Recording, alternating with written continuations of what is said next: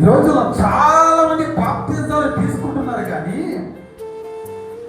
పడిపోవడానికి ఇష్టపడుతున్నారు. చాలా మంది రక్షణ తీసుకుంటున్నారు కానీ సరిగ్గా ఆత్మీయతలో నడుచుకోవట్లా. కేవలం ఆ రోజు వరకు, కేవలం ఆ నెల వరకు, కేవలం ఆ కాలం వరకే ఆ రక్షణ. కొంతకాలం అయిన తర్వాత ఆ బాప్తిజం ఏమైపోయిందంటే మర్చిపోతున్నారు. అంటే పాపంలో పడిపోవడానికి ఇష్టపడుతున్నారు. ప్రేమ మనం తీసుకున్న రక్షణకి దానికి ఒక సమాధానం ఏంటి? జాగ్రత్తగా కాపాడుకుంటున్నామా? విలువగా కాపాడుకుంటున్నామా?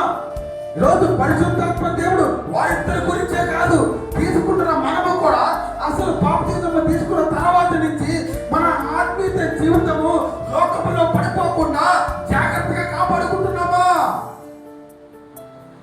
నా ప్రియమైన సంగమా, ప్రభు చెప్తున్నాడు, నీతోనే మాట్లాడుతున్నాడు.